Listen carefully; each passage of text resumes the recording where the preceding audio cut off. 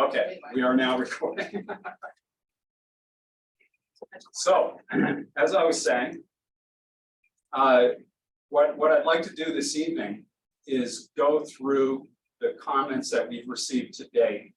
And we mostly heard from the Historic District Commission and a couple of members of this commission and a couple other departments or staff members.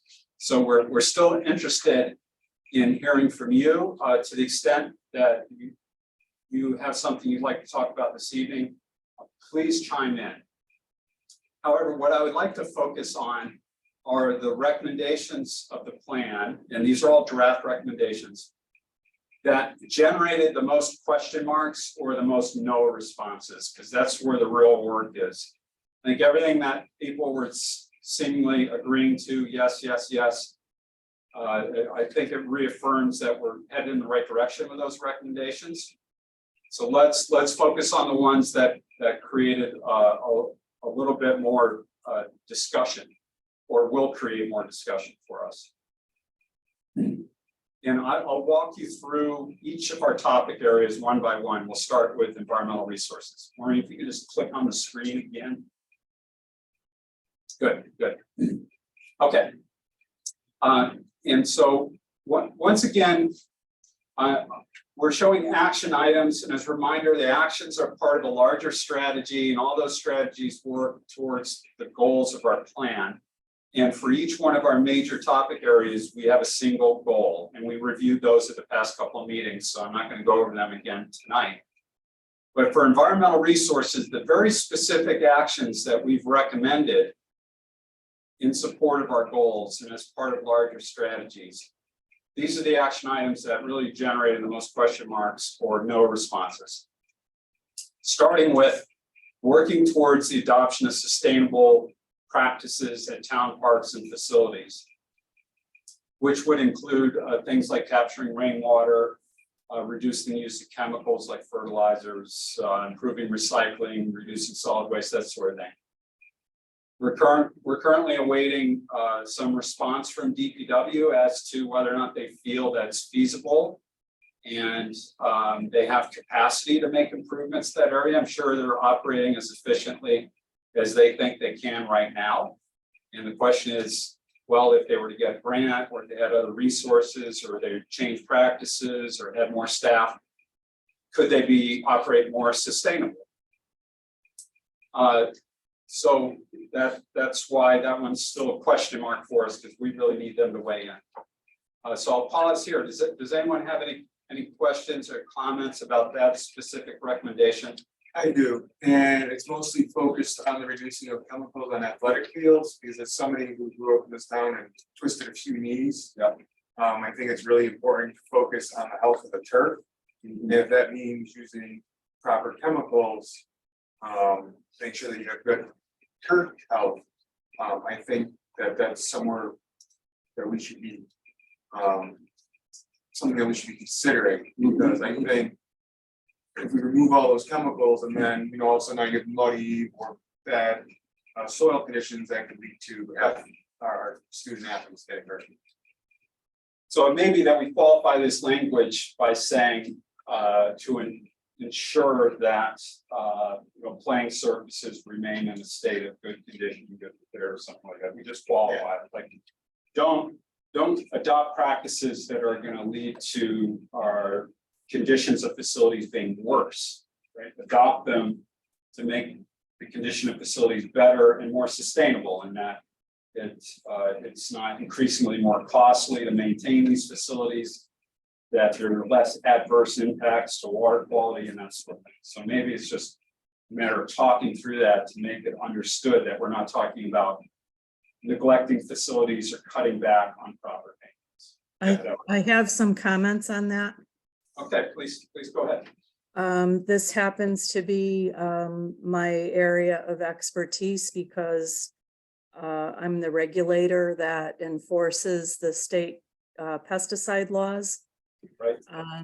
And so on school grounds, there are already laws that prohibit pesticide applications on K-8 school grounds.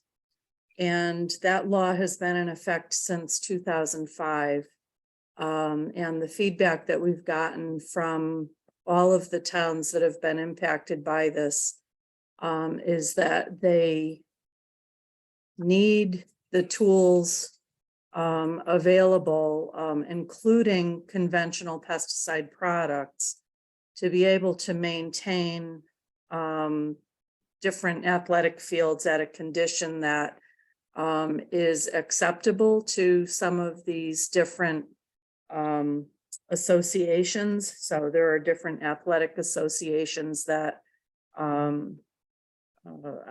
identify field quality, and you know, sometimes there are games that are canceled because of poor field quality.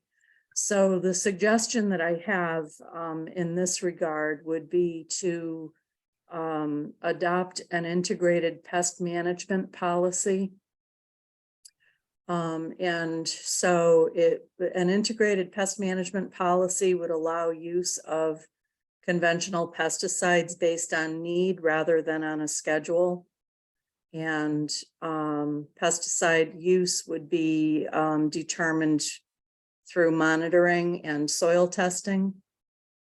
So ideally, they would end up with a reduced chemical load without just adopting a no pesticide policy. Okay. And that would apply to fertilizers too. Right. All right. Anyone else thoughts on this particular item?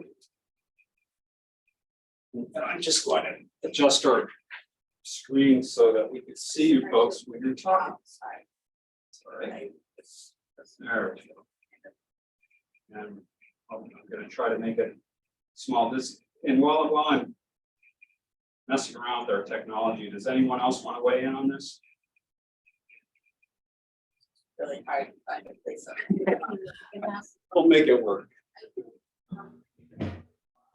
All right, we can see you all now, which is good, and we can see the screen. Okay, well, all right, yes. I think Maureen, I think Brian and Diane make valid points. I would like to see that looked at a little closer, especially when we have to apply common sense. I'm not sure how it's going to work, but that seems like the path that they have. Instead of just applying for the sake of applying pesticides, that we use a little bit of common sense and let the fields tell us what they need, I guess. So it makes sense to me. All right, got it. Integrated pest management strategy policy. Okay, let's talk about the next item. We recommended to review the town's land use regulations, including the zoning regs, floodplain regs, subdivision regs, inland wetlands, etc., to ensure that those regulations adequately protect your environmental resources and encourage sustainable development. And to make amendments to those regulations as necessary to support environmental protection. Now, what that would require would be likely a review conducted by planning and zoning staff, commission, and conservation commission working together as part of a committee or a task force to do that.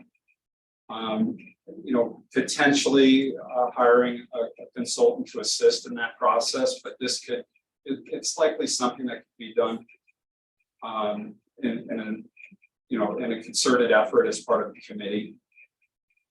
Which isn't to say we expect that that process is going to reveal a bunch of deficiencies in your regulations, but it might really bring to light some needs, some gaps, maybe some regulations that are out of date, or some omissions, maybe some errors, some you know, as we get into zoning regulations, other regulations, we find inconsistencies across different sets of regulations. So I think that it would be a worthwhile effort. I think it's something that you could tackle as you have time. You can build amongst everything else that this plan would be recommending. It's nothing you need to get started on right away, but I think it's definitely something that should be on the radar. So I'm interested in hearing your thoughts on that. I mean, I did a brief stint on the Wetlands Commission, and I remember their regulations and everything. Being fairly strict and I think well developed. If anything, one of my big concerns was the fact that I look at the turnpike and lot that I think of course is the Golden Triangle, and then the other lot across from that, there's like 5 acres of an old gas station or something like that. And I think we have all this prime real estate down there, and a lot of it has wetlands on it. And I remember there was a project, the Sitco, that was there on Farmington Ave, where they had to fill in some land. And so in order to fill in, what they did is they dug out on another lot across the street from them, so that the water has somewhere to go. So I guess more than trying to restrict or expand, I think that in order to help our town's tax base out, we should actually be looking at how to work with our wetlands so that we can mitigate them into areas where they're still being protected, but opening up more land of that prime land for development on the turnpike, where I think could really be beneficial to our tax base with some pretty big projects. That's my thoughts. So the state has some pretty firm guardrails around what towns can and cannot do. And really any town's inland wetlands commission is really just applying state regulation, state statute in terms of what can be done, what can't be done. They have FEMA guidelines that they have to go by as well, as far as floodplains. Right, and there you have wetlands and floodplains. So, in terms of loosening things up, and I haven't had the benefit of reviewing all your environmental regulations. Chances are that there's not much you can do to go in that direction because whether it's floodplain or wetland, state regs, federal regs, whatever it may be. There are a lot of restrictions around what can be done. I think our concern is that you have a lot of different layers of regulations, whether it be floodplain, wetlands. You have regulations enforced by inland wetlands, Conservation Commission has oversight of things, Planning and Zoning Commission. And there may be some opportunity for efficiencies in the way applications are submitted, processed, the timing of those. So that review would also afford an opportunity to improve the efficiencies and those sorts of things to make the process a little easier for an applicant. So it would be like housekeeping. This is basically, yes, this is exactly what this is. It's just, let's go through everything.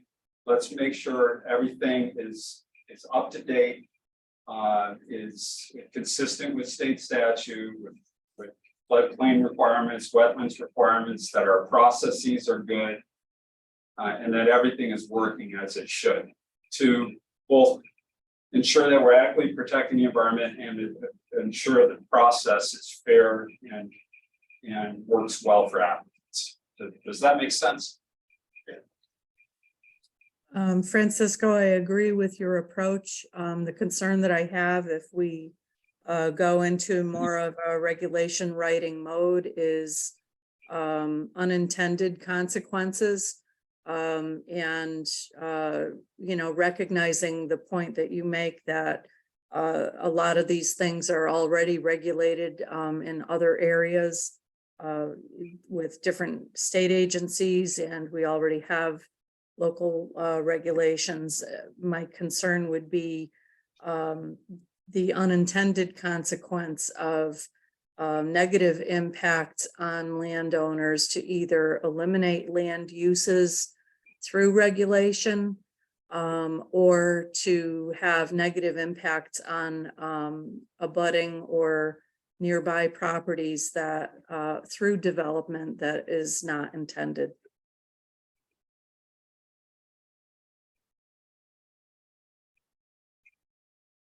So do you folks think that this is something the town should just stay away from, that your regulations are working fine currently and let's just leave it alone? I do think our wetland regulation.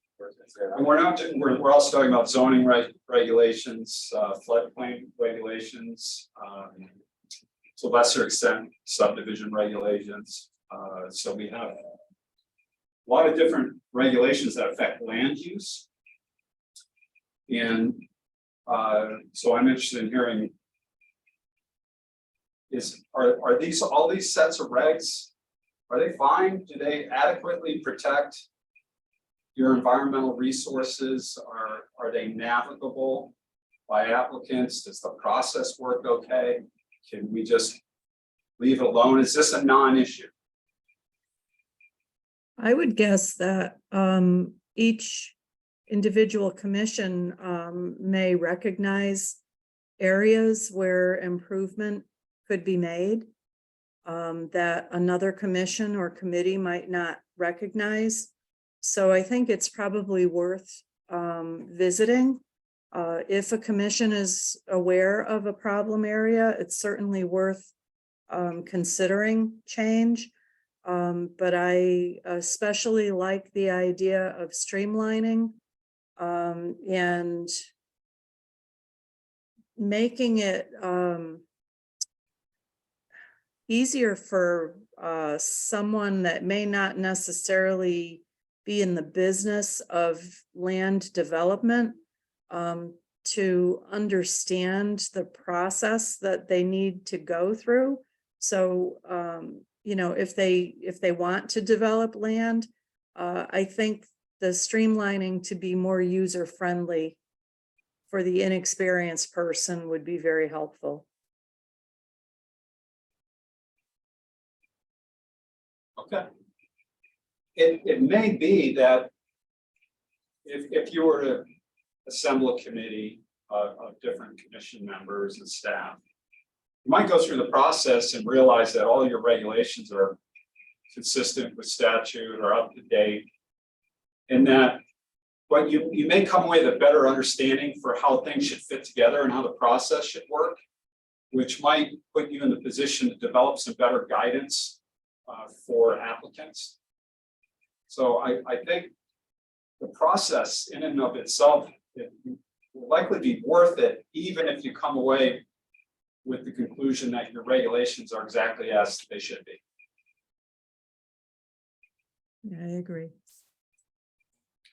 I think also the problem or the difficulty stems from the fact that, and I speak just for planning and zoning or as a planning and zoning commission member, is that there's no real set time or abundance of staff or abundance of volunteers to sit down and tear the whole document apart and go bit by bit by bit. And so I always think that the commission is sort of in a strange situation because we're always behind the 8 ball, it seems. And we're always seeming to adopt or the regulation gets amended as it goes along, depending upon the applicant. I do think that the process should be pretty transparent, and I think it should be an easy process for anyone to come in and go through. But on the other hand, the process depends upon the regulations, and if the regulations are muddied, that just muddies the whole process in itself. But there's no real easy answer to this one, because to me, it seems that in order to have that easy answer, you have to sit down, stop everything, and just look at the zoning regulations bit by bit by bit and make corrections. And there's no way for us to do that. So I'm not sure what to do with this one. It has valid points, but on the other hand, it's in the perfect world, I guess we could get it done. But I'm not sure how efficient that would be. Well, this plan is gonna make a lot of recommendations. I don't think we expect, well, I know that we don't expect you're gonna get 100% of these items completed over the next 10 years. Mhm. We are going to point to some priorities within this plan, and that's gonna be our next step, is making things a higher and lower priority. It may be that we should keep this recommendation, and it's just not the highest priority recommendation, because you have other things that are more urgent. I do like the fact that the last statement says to amend the regulations as necessary and expand protections as needed in the favor of environmental protection as fully supported by the goals of the plan. So I do like that, in the sense that I've spoken about this many times. I think we have some very interesting characteristics in this town that need to be preserved. I think we have some real positives here. Just really quick, I said goodbye to some friends who had come up from Florida to visit, and they spent a lot of time the last week or so with us, and taking them around to Connecticut. And they are Floridians. And so for them, they were just absolutely amazed at the wildlife, absolutely amazed at all the open space. You know, we took them for walks at Pistol Creek. You know, we took them around the neighborhood. And they thought it was they just thought it was phenomenal, because they're not used to that. And so sometimes it takes somebody on the outside to show you the good that you have and what's worth preserving. Okay, well, let's move forward, because we have a lot of ground to cover. You know, we've got about 20 or more of these specific actions. Oh, good heavens. All right. Can't we? Across all the topics, streamline across all the topics. All Okay, right. last item on environmental resources: work with property owners to permanently protect more sensitive portions of their property, such as riparian buffers in forest areas with conservation easements. We had just one question mark on this, so I included it here for discussion. What do you all think of that? I think you have to pay for it.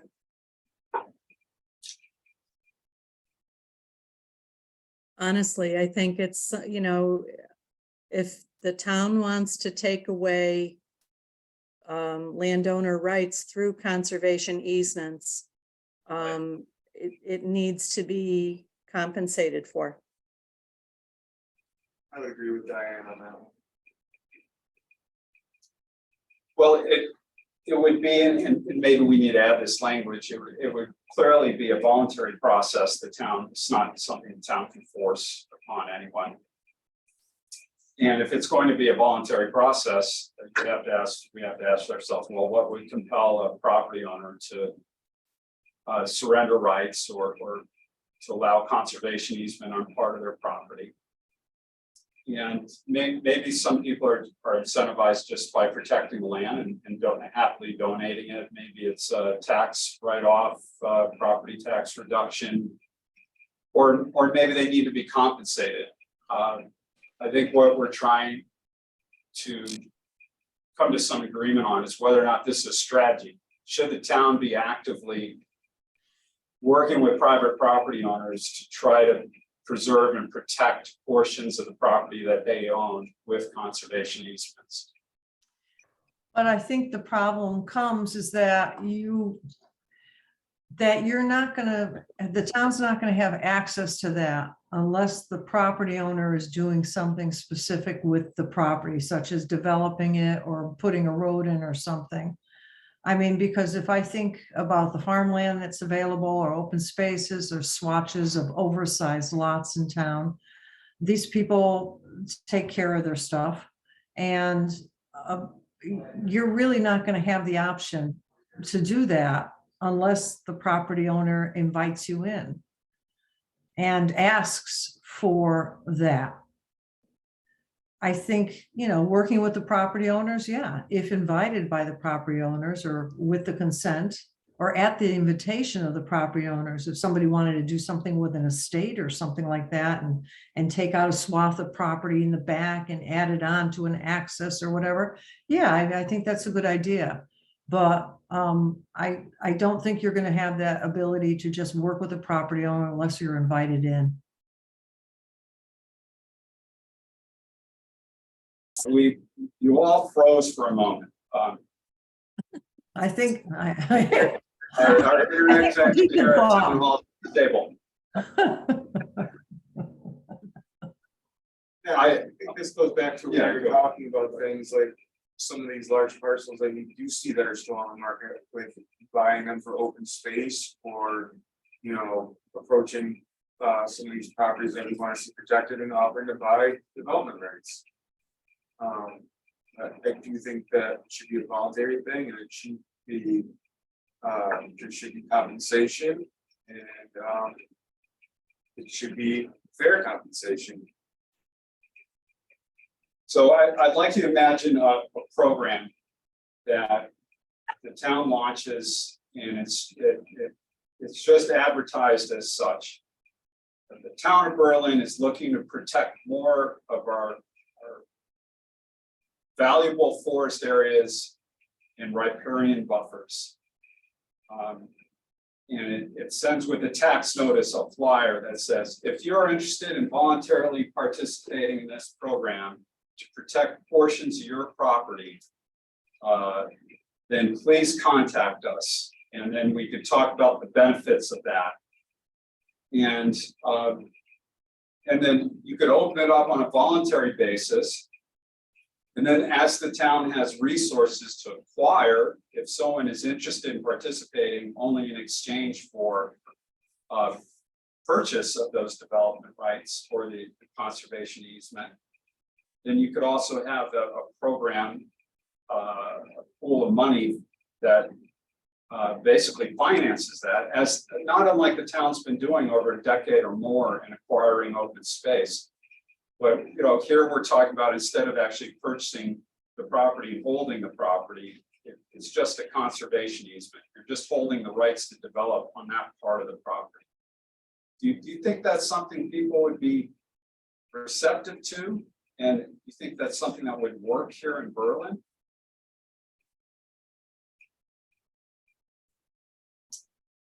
I think for the most part, Yeah.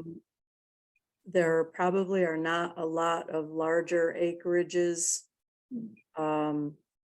left for a program like that. So would you be targeting individual lot owners that are in a subdivision that has already been reviewed and approved by all of the different commissions in the town that are already kind of looking to embrace these areas and protect these areas? I guess it needs a better plan. Yeah, I think one of the great things we did before my time was about the open space development, which is pretty much this action item in itself that allowed for, instead of all developments being conventional, allowed for the open space that protected those buffers in the forest areas. And I've seen it, on my time, I've seen that be an option that developers are quickly willing to embrace as far as their projects. One of them that comes to mind was an open space. It was a different amendment itself, but that would be the Shuttle Meadow Club, where they donated close to 100 acres of land to the town for hiking trails by Ragged. So I think the town's been pretty proactive on this.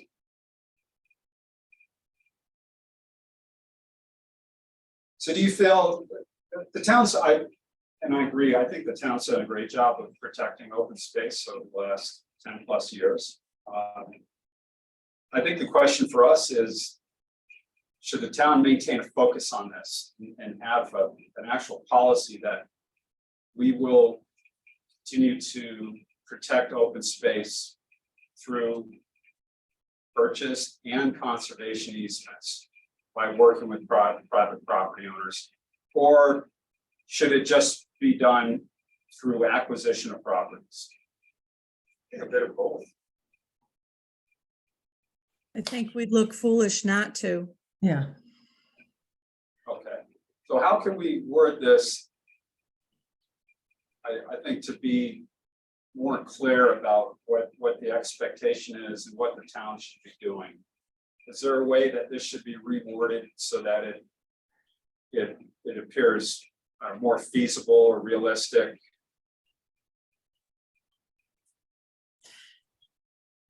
I said voluntarily work with property owners to encourage the protection. Or work with interested property owners. Yeah.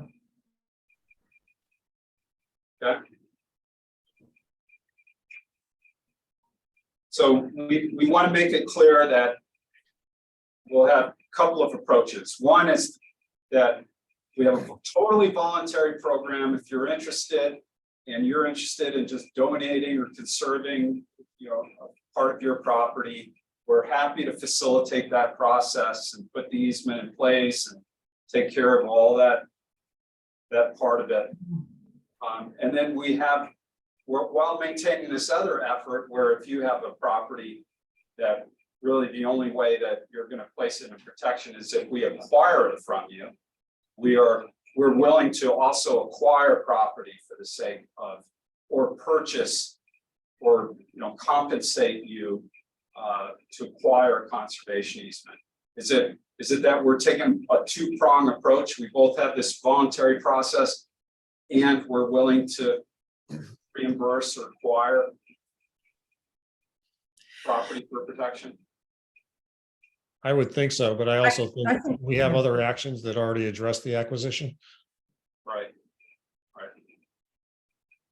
Jim, are you talking by way of grants? Often we've gotten grants and, I guess funding wise, we've gotten grants that typically fund like half the acquisition costs. The land trust that contributed toward acquisition costs. We have the payment in lieu of open space for acquisition costs. And in the past, the town had bonded, money for open space acquisition, but that's pretty much tapped out at this point.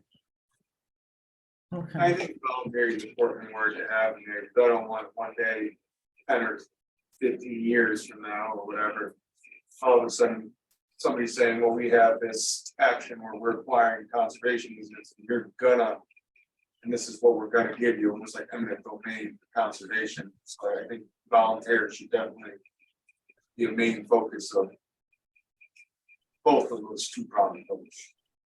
Okay. I think you probably would have greater interest from a voluntary perspective if there was a tax incentive. And so the question that comes to mind for me is whether or not an ordinance would need to be drafted similar to our open space 490 ordinance, Right. where rules are established to allow for tax consideration for a certain size parcel or something along those lines. I think that would be very constructive toward keeping the land open at least.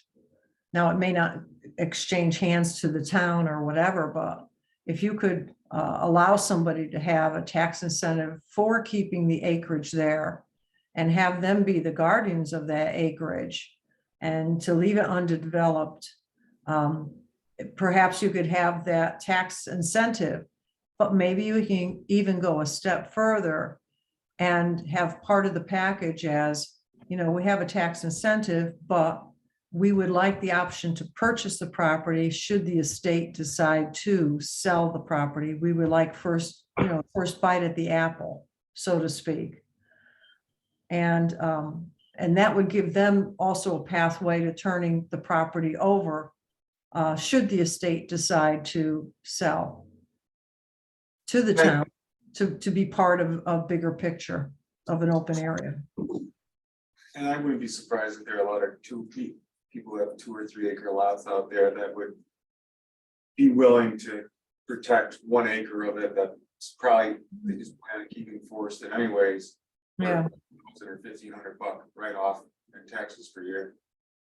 Oh, I agree. And I think that's a good incentive for trying to keep more open space in the town, is that people with oversized lots or more acreage than is required in the zone, I think if you can afford them some sort of incentive tax wise, that they will not be so quick to try to sell the property. I mean, most people are just trying to hang on to it.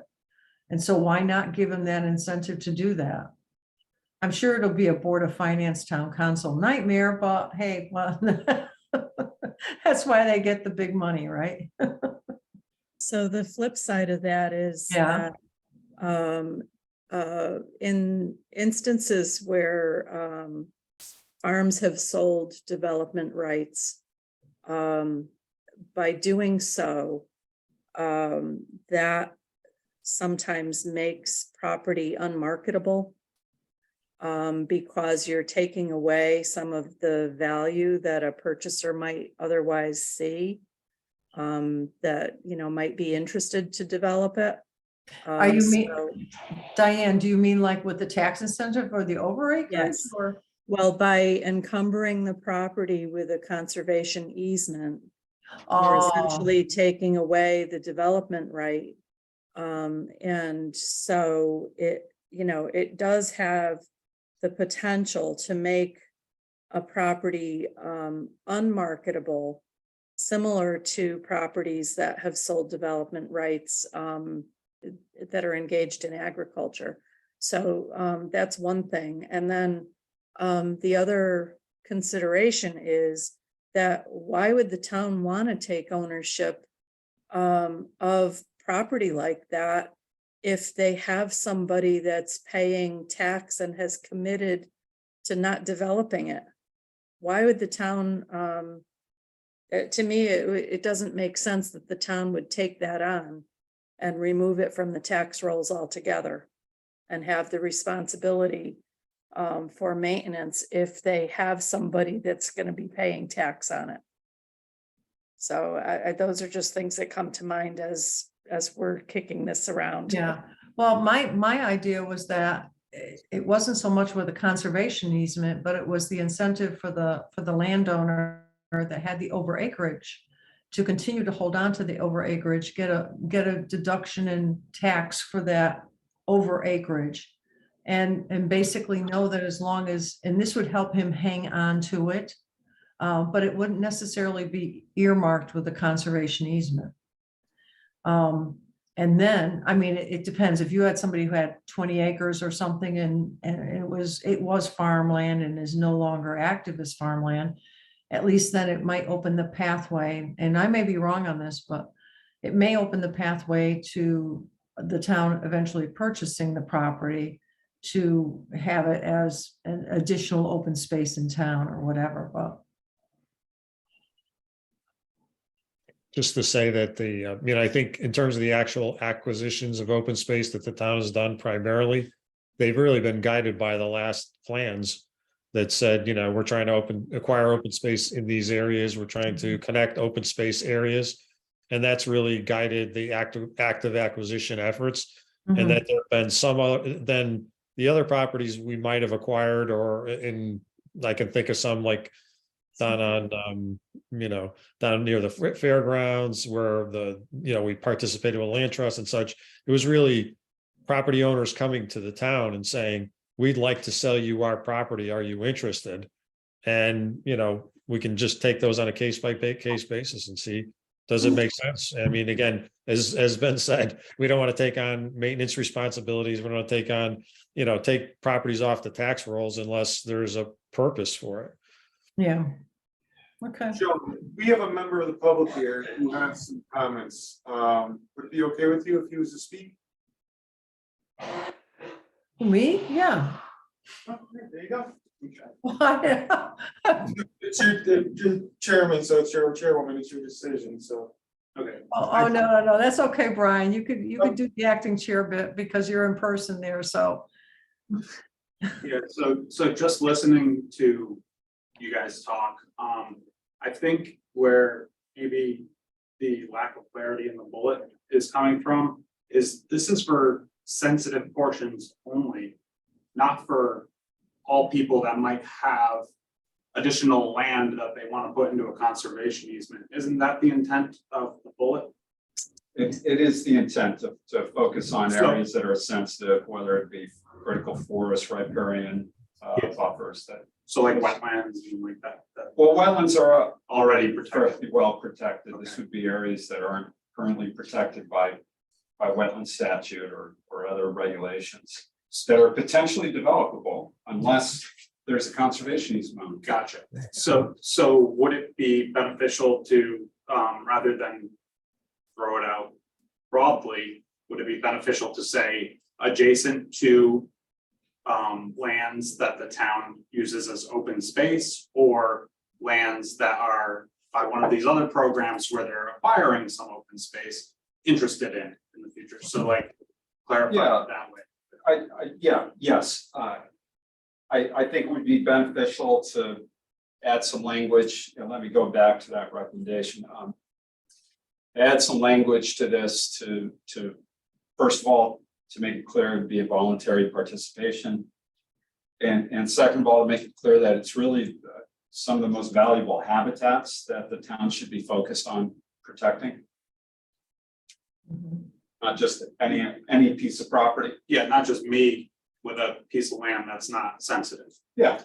Coming in and saying, I want the And- tax break. and then so- taking it out of everyone else's. Right, so So, part of this would be incumbent upon the Conservation Commission to be involved and engaged to help direct as to which properties, which areas should be targeted for protection. Okay, I think we can make this work. It just needs a little more qualification and clarity to make it clear as to what this is and what this is not. I'm glad you think so. Okay. All right. Okay, and I had skipped ahead to this map, because this is a really good map, and I was hoping would help in this discussion. This map shows all town-owned property, and the light, it's only that lime green that is deed restricted open space owned by the town, which is a lot of acres. But the point here being that not all the open space the town owns is protected as open space. The dark or bright green at the bottom of the screen is non-restricted open space. The kind of beige-ish color, like where Timberland Park is, those are active parks, so it's not protected exclusively for conservation purposes. You know, obviously, half of Timberland Park is a golf course. So while the town does currently own a lot of property, it's really only a share of that acreage is actually protected as open space in the form of a deed restriction. So along those lines, we had just a couple of questions regarding both Timberland Park and Pistol Creek. And as you're aware, a good part of Timberland is passive open space. The other part's a golf course. And so with properties such as this and Pistol Creek, should those properties be split up? Meaning, should we take that western part of Timberland that's passive open space and put a deed restriction on that to permanently protect it as passive open space? And then Pistol Creek, Jim, I don't know if there's anything you want to mention specifically about that property and splitting that between active park and open space. Yeah, I think that going back to Timberland, the Timberland is deed restricted, but it's for either recreation or open space. So, Recreation, yeah. you know, that's a little bit of a different case, but yeah, I mean, I think we've recently got into conversations. I don't know how much planning and zoning's been involved, but conservation and Parks and Rec about, who's in charge of Pistol Creek and, and in relation to putting the dog park there and other topics. And, do we want in the plan, what we were doing with this map is again, is an issue we've talked about before, like Blue Hills Conservation Area is not deed restricted. We got it from the power plant deal. The Kensington Orchards parcel is not deed restricted at this point, adjacent to Hatchery Brook.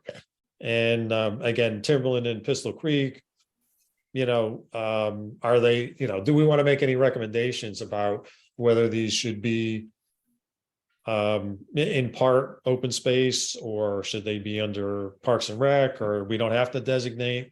But we were trying to put all, we went through this exercise of trying to put everything in a category, and and when you try to do that, have to make choices. And also, I would say that we started to go through this process, and the blue parcels are primarily parcels that we think have been acquired as part of, open space contributions related to subdivisions. But we have to go through a little exercise to check all the deeds. So at this point, we're not really categorizing them as deed restricted or not. So do we want to go through this whole exercise of categorizing everything, or we're happy the way things are?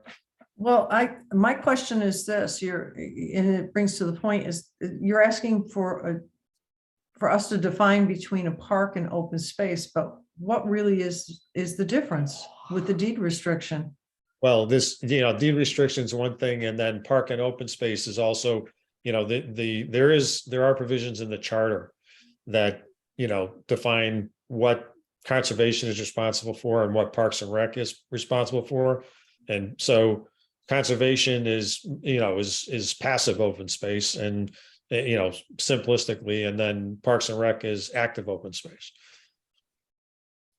But they're still restricted in the deeds.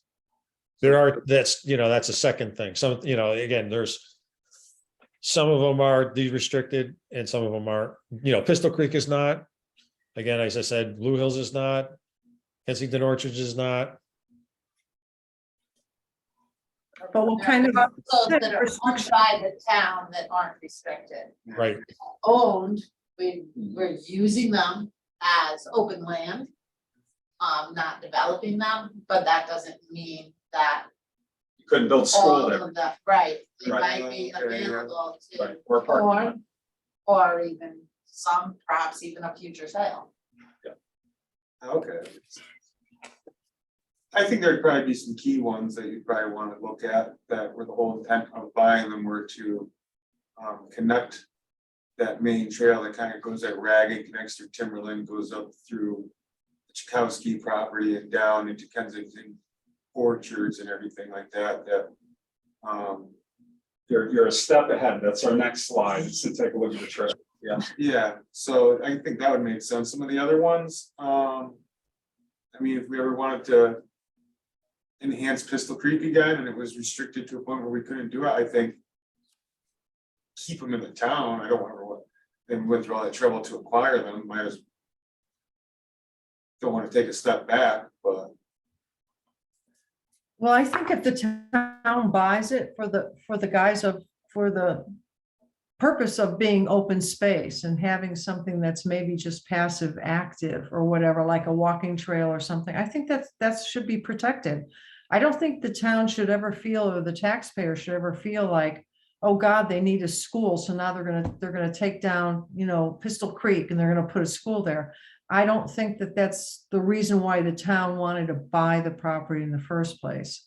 I mean, and so I think that any of the town purchased property that the town buys under the guise of open space should be left open with just passive recreation. And I don't think it should be ever eligible for development or realignment. I think if the town wants to have a new school, it needs to go out and find the area for the new school, but not turn back on its own purchases of the past and look to them. Does that make sense? That makes sense. That's like I was saying, I don't want to take a step backwards. Yeah. Okay, Yeah, I mean, I think in some cases like Pistol Creek, again, they didn't make that determination at the time. Obviously, part of the discussion was the value of the parcel as open space. But they didn't, the town council at the time didn't restrict the use for that. So that's why, that's why we're bringing it up. If you feel like that these parcels shouldn't be converted to other uses, then it would make sense in the plan to make that recommendation. and I would agree with you. I don't know. I have a little bit of a concern with that because we have a vision for what things are like now. But I would be hesitant to say, or I guess I would say never say never. Because, if, say, for example, we need to have a school in a different part of town, or maybe there needs to be a fire department because of development in certain areas. It may actually make sense to convert a property to a needed town use. I hesitate to change uses like Joan is saying, but at the same time, I guess I would never want to say never. One of the other things that I'm noting about this map is the southwest corner of town is showing as all white. And I understand why, because the bulk of the acreage there is not town-owned or non-restricted town-owned open space or deed-restricted open space. But there are hundreds and hundreds of acres of land owned by the city of Meriden that is part of their watershed that I assume will never be developed. And that's available to the residents of the town also for the Blue Trails and other trails up there. So, I think the map sort of misrepresents things a little bit. So Yeah, just to be clear, this is a map of just town properties for the sole purpose of focusing on town properties. This isn't intended to be our open space map. I do have some other maps for you that show all the rest of what you described. Yeah, just to, if we want to get into the details, I think, again, Blue Hills Conservation Area, the trails go through there.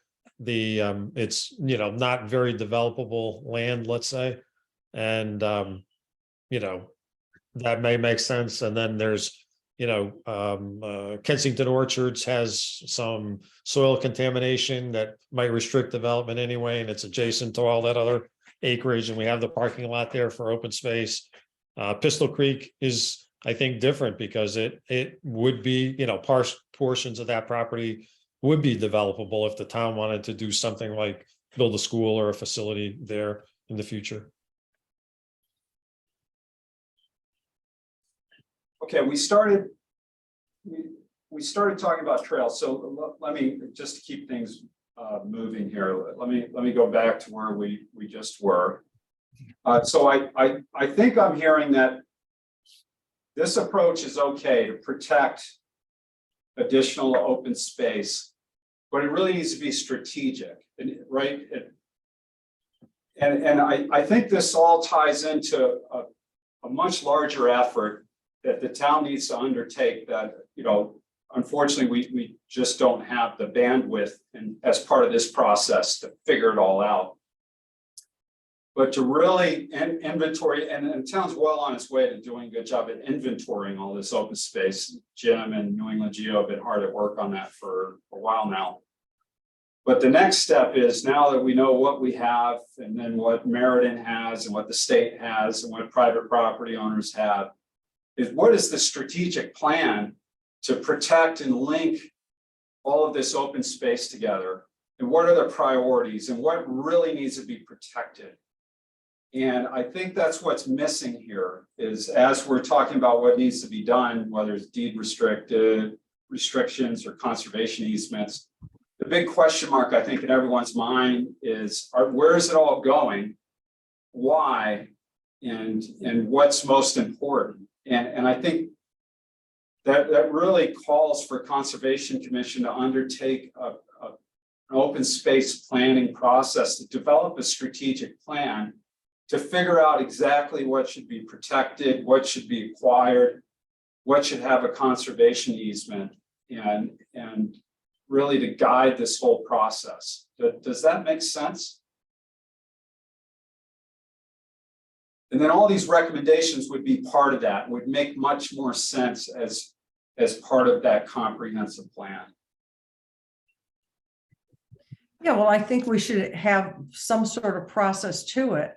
I mean, as I look at the map, I'm sort of looking at all different, colored sizes and squares and stuff, and it would be nice if we knew how to connect it together. Right. It would be nice if we could figure out what the process would be to best serve so that you would have walking trails or an area you could take the kids out biking or something like that. Right. But that would Yeah. all work into the scheme of things, but yes.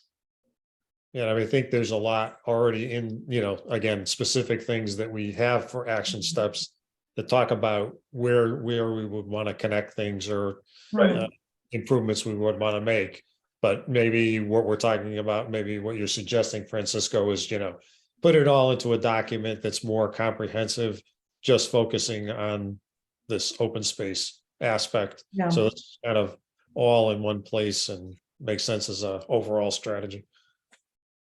Correct, because all these individual actions we're recommending are really part of a much bigger strategy to make strategic decisions about what should be protected in perpetuity or what should be protected in the near future versus what we can allow to be developed. And we can establish the framework for that in this process and talk about what's important to protect.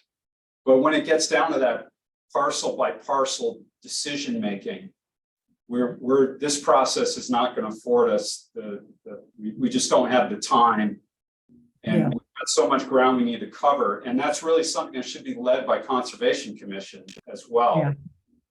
Yeah.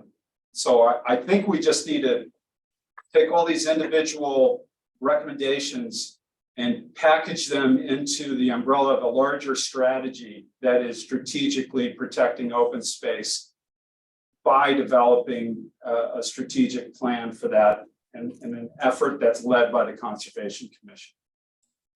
Does that make sense? Yeah. Okay.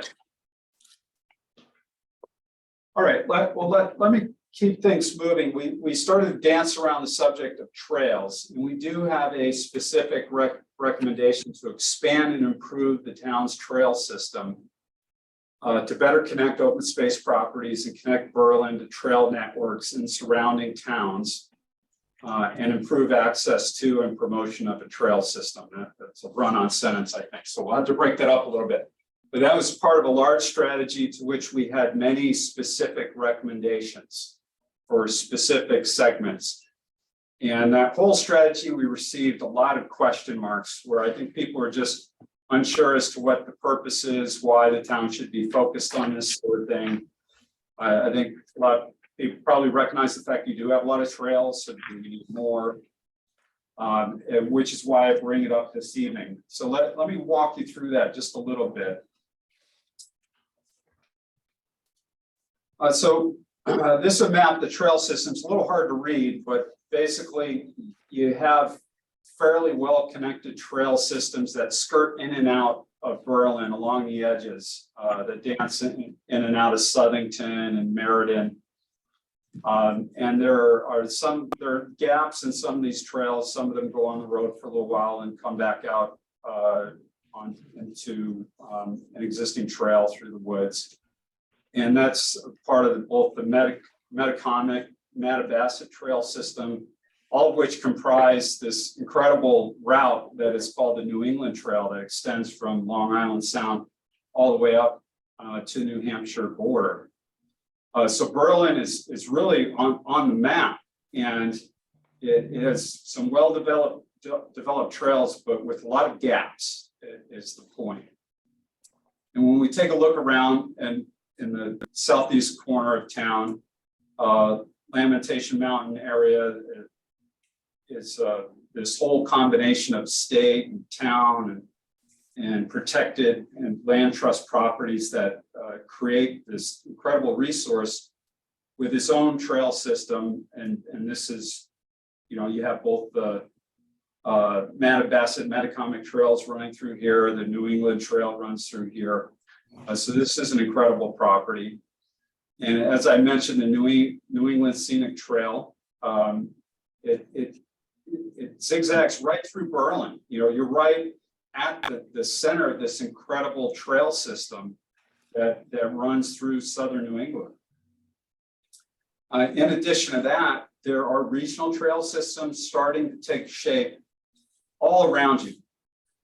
So CROG right now, which is Capital Region Council of Governments, of which Berlin is a member, is doing trail planning work along with the state to connect the Farmington Canal Trail, which runs from New Haven all the way up to the Massachusetts border, not that far west of us, it's in Farmington, to the Airline Trail, which is just to the east of us. And that would basically kind of surround Berlin. So if you can do a better job of connecting to some of the trails that come into town, you can connect to this much larger regional system that is starting to take shape all around you.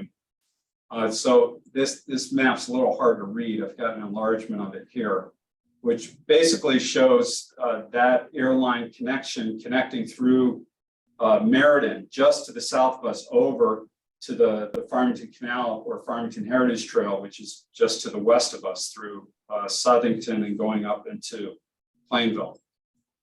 And then to the north, there's a connection being made that would connect the Connecticut Fast Track Trail, which extends up into Newington, starts in New Britain, to the Farmington Heritage Trail through New Britain and Plainville, immediately to the north. So Berlin's quickly getting surrounded by this regional trail system. And if you can better complete the trails that you have here in town, you can better connect to this trail system, which will have a benefit to recreation users. It has potentially benefits to local businesses as you have tourists and traffic that comes through. So this is happening all around you. And so I think it's something that the town should really be paying attention to, and that this plan should acknowledge. We definitely want to show all these trails taking shape around Berlin, and then identify how Berlin can do a better job of connecting to this regional system. So does that make sense as to why, going back now to our recommendation, the strategy, why we would have a strategy that recommends improvements to all these trail connections?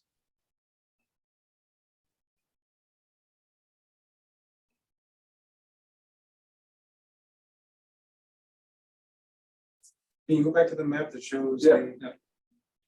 This one? Yeah. I mean, it makes, did we recently acquire land that would connect Timberland Park Trail to the Ragged Mountain Trail? Jim, do you want to weigh in on some of the? So what we just acquired goes from Timberland Park to Reservoir Road.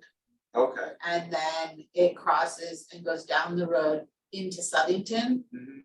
And there's a trail that goes through private property north that then goes up to Ragged Mountain. So we do have a specific recommendation for completing a segment of that. Jim, do you want to describe what it is I'm referring to? Sure. So in that area, again, there is an existing trail, even though there's that gap there on the map. It just is a section of trail that goes into Southington and then up to Ragged that way. But, some of that is also on private land. So it could be displaced in the future. And the acquisition we made, recently would allow us to connect out to Reservoir Road. And then we're also in a dialogue with the New Britain Water Department, because when we used to have Wigwam Road that connected from Reservoir Road to West Lane there, at Ragged Mountain. And, we abandoned part of the right of way, but we maintained a public access. And we found that part of the public access that we maintained is underwater now. So we're trying to work on the idea of relocating that trail, relocating the public access to make that connection, both as like a loop trail feature in that area, or also to protect the long-term integrity of the larger trail if private property owners in other towns were to displace the trail.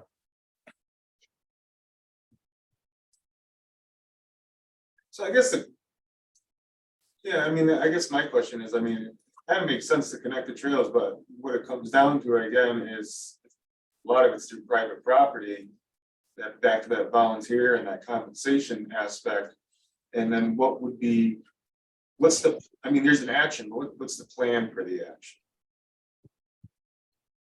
So we have, and you have it right there. The strategy is to better connect the trail system. We have about 8 or so specific actions for how to do that.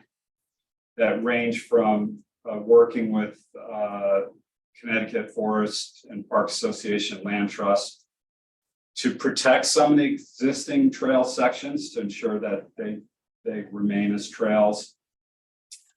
We have other recommendations to make specific trail connections, such as the one from Timberland to Reservoir Road, to work with New Britain Water Company to relocate a portion of that Wigwam Road right of way to better connect the trails in that area, to improve the trail connections between Pistol Creek and through the trails at Lamentation Mountain. So that's just an example of the very specific recommendations that we have.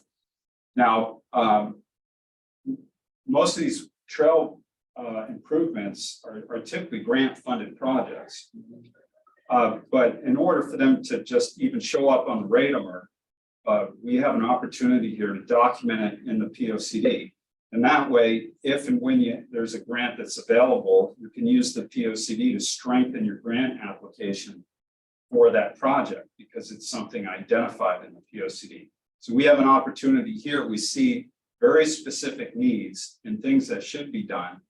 If we agree that improving, expanding, and protecting the town's trail system is important, then we have an opportunity to get it all into the plan and better support a future grant application. And that's really what it is we're here to discuss. As far as I see it, with our open space, and which is where our trails go through, there's 2 people who enjoy the open space that the town of Berlin put the time into acquiring, and that are the passive people who just like to look at it and drive by it. And then the people who use it, and those people are pretty much hikers. So it does make sense to have trails as part of the POCD to me. I agree though, Brian, with the point that you're making, as far as crossing private properties. And, how is it that you negotiate that use across private property? And what comes to mind for me is liability for those property owners. If a hiker is injured or,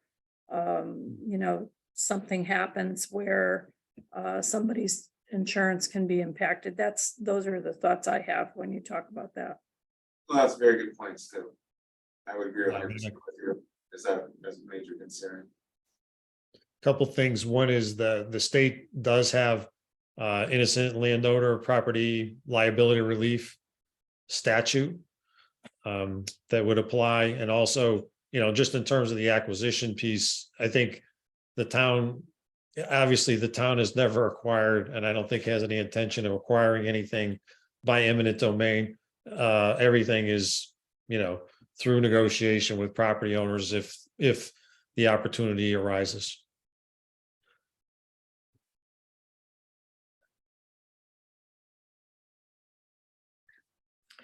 I had one question. This goes back to the Connecticut Fast Track. Isn't Yep. that a bus system? It is. I got confused with this.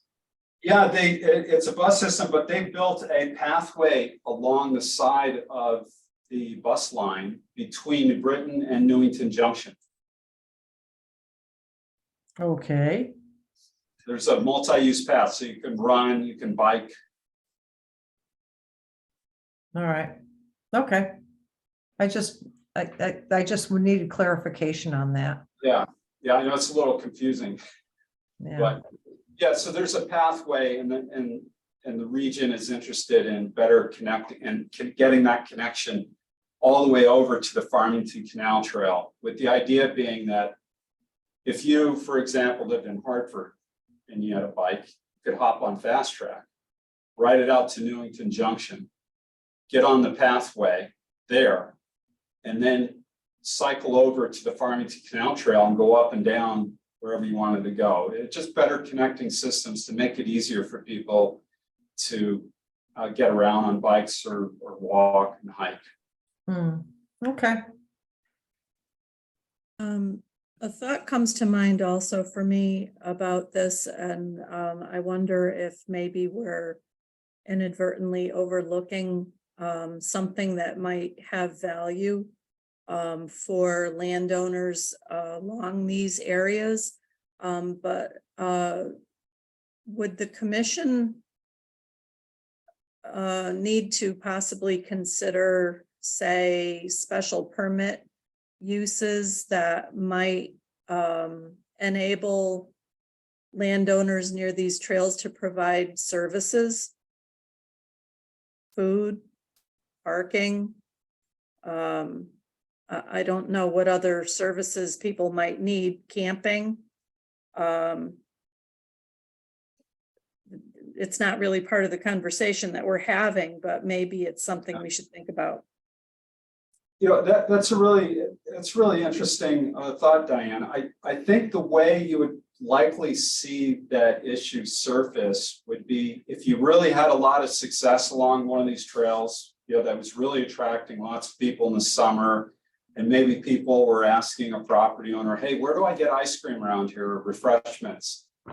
I think it's likely you'd have a property owner come before you with maybe a text amendment request to allow them to operate an accessory ice cream stand or whatever it may be.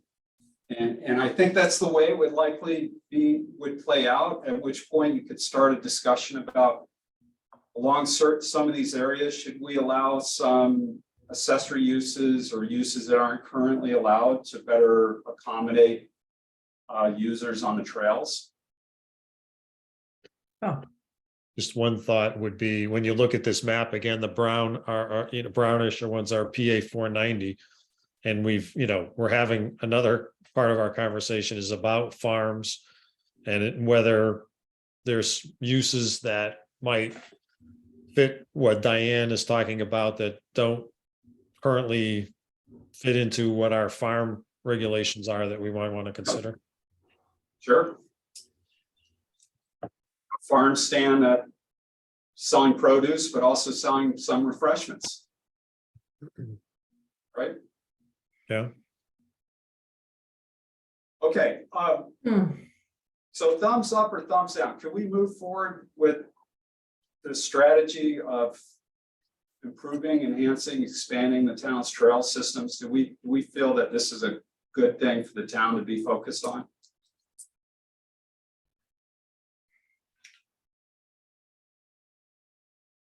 I think so.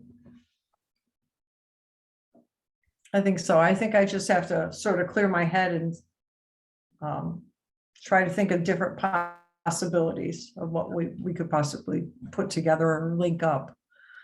But yeah, I mean, I think a nice biking trail would be kind of neat in town, to tell you the truth. Sure, a lot safer than some of our roads.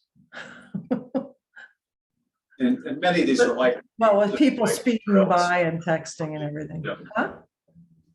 Yeah, I'll give it a thumbs up. I just, as long, I mean, you still got meetings to go. I know there's still time to critique Yeah. this, work on the wording. So I think as long as a lot of the concerns that were raised are addressed in the wording, Mhm. I think this could be a good thing. Yeah, I think, just to kind of refocus, but an important thing to think about is the P O C D identifies goals. It doesn't mean it's happening overnight, or that it's the top priority, or that there's a specific thing that the P O C D committee is looking to spend money on Mhm. immediately. But like Francisco said, if the opportunity arises, if you have something listed in the P O C D that is a goal for the town, then it strengthens the ability to get approvals through other agencies or the state and funding, or or even regionally where, oh, well, Southington says they want to create a linkage here where, you know, a quarter mile over in Berlin, we have a good place that could be too. Do we also have that goal of, no, come to us, put it here, we want it, you know, and that's something the P O C D, if you say it in there, it allows us Yeah. to have that weight. Right. So, Otherwise, these things just happen around you instead of right, yeah. in your that's- town. So just kind of. yeah, and I do think that we. That doesn't mean we're immediately looking to spend money on any one individual item. That is part of the prioritizing that we're gonna get to. Yeah, But it's more whether you whether things are a good or a bad idea yeah. overall. I think I have a question also that maybe can be addressed as we continue to move along. I don't object to this at all, but living near one of these areas, I know that they can be problematic at times. And so the question that I have is, how is it that other towns are enforcing rules in these areas? I know within Berlin, our own police really don't do much on the trails. I've been told by our police, not recently, but I've been told by the police in the past that they don't do the woods, was the words of one of the officers. So is rule enforcement left to NCON? Are there towns that are having their own staff basically doing enforcement in these areas? I'm just kind of curious about that. So I guess the question would be enforcement of what? Because I can tell you, you ask the police department, where you have all your issues related to public safety. It's on roads. So that, I mean, that's right. That's why, that's where they're policing, because that's where all the issues are. You know, hiking trails typically just aren't associated with that many issues relating to public safety. Are there specific concerns that you have, like specific public safety issues? I know in our area, it's been mostly trespass issues. Yeah. But what comes to mind for me is the people riding the dirt bikes and the quads that are not supposed to be on trails. Right. You know, so I guess that would be a trespass. Is that something that we would want to allow as dirt bikes and quads? I don't know. We've also had fires be an issue.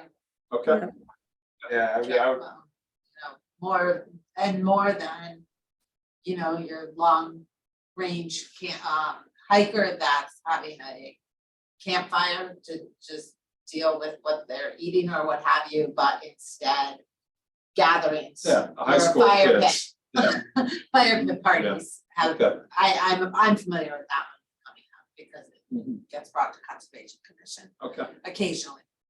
There's only a couple of sites that we hear about. but Yeah, you know, I now think, it has- I think these are issues that are already endemic of having open space. I don't know that they're exacerbated by having a well-connected hiking trail system. I think if you have a lot of open space, you're probably already gonna deal with issues surrounding improper vehicles like ATVs, people starting campfires. I don't know that a well-connected trail system multiplies that significantly. I think that to that point, is I do see that is a valid point with the dirt bikes and the spotters. That maybe point of our P O C D should be focused on it, or be focusing on the trails, but be focused on the security of the trails. So, dealing with Just, them. we And the did, thing that we're not talking about is an issue that we have problems with now, and that's parking. You know, the Ragged Mountain area, we were able to get some parking established over there, but I suspect that it won't be enough. On the Meriden end, there's parking issues. I suspect there's probably parking issues elsewhere as well.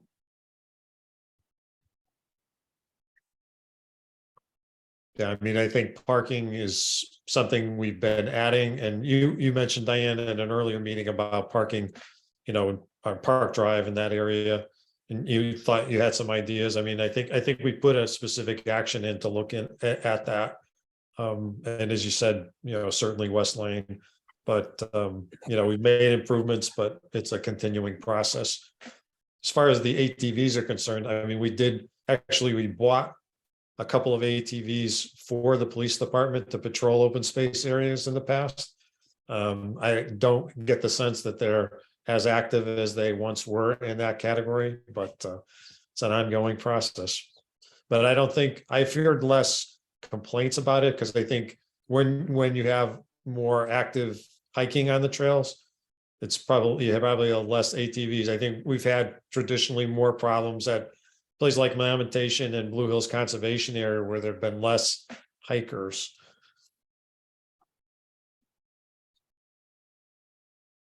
I'll speak to, I hike pretty often, so Lamentation is the only place I've ever heard a dirt bike.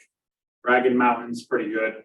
The parking at Ragged Mountain can be super busy at times, so it could be tough.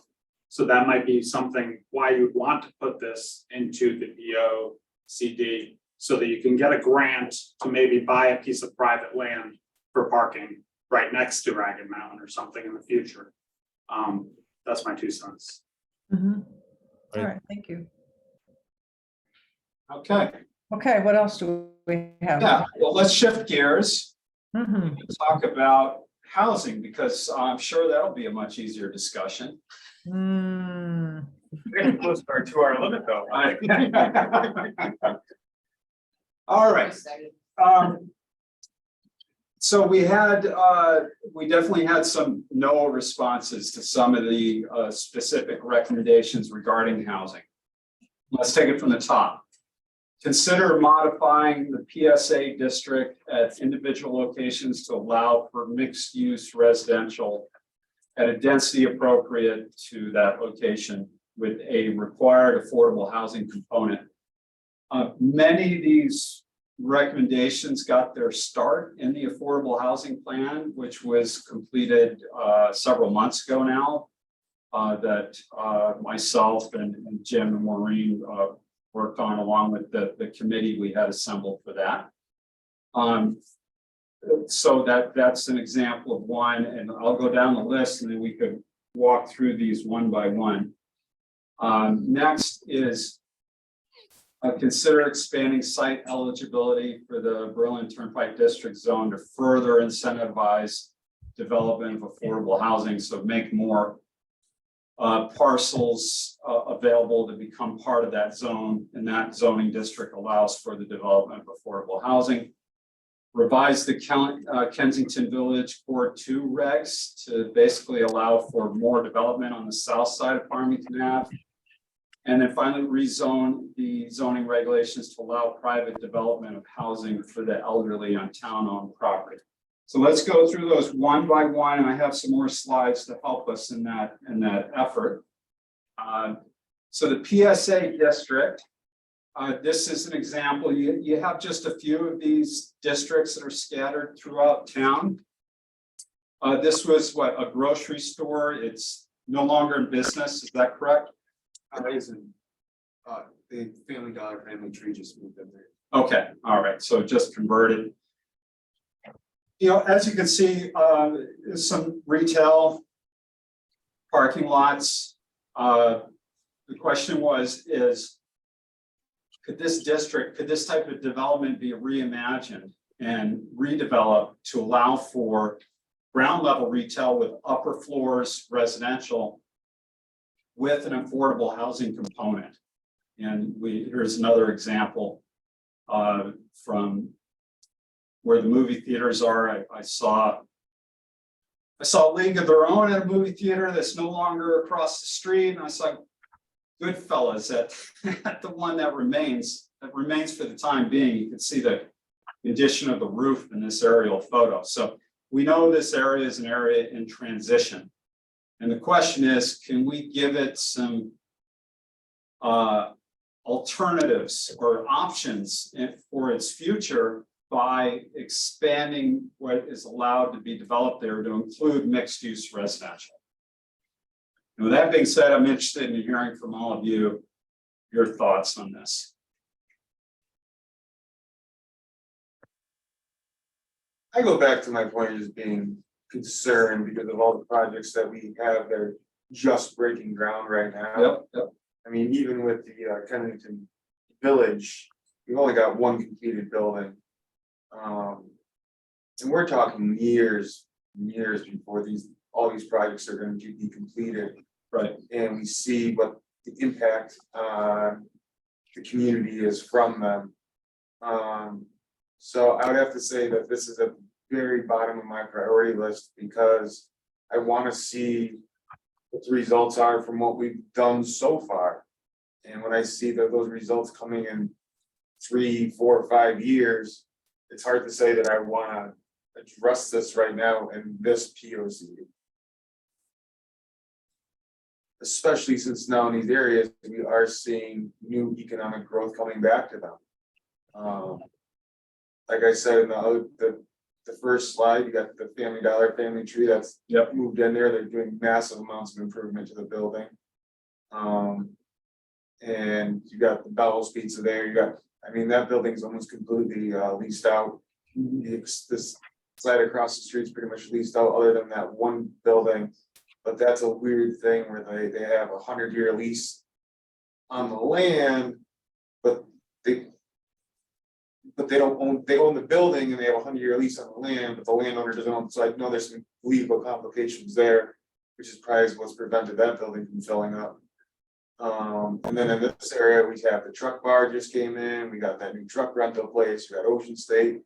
You got the bus people. Ford just did a big site plan amendment where they're adding a state-of-the-art truck facility. Okay. So I mean, All right, so you're seeing lots of reinvestment particularly in the PSA districts. And you're Yes. thinking, hey, these areas are doing fine. Yeah. Like, why do we need to change any regs? Like, they're getting reinvested in.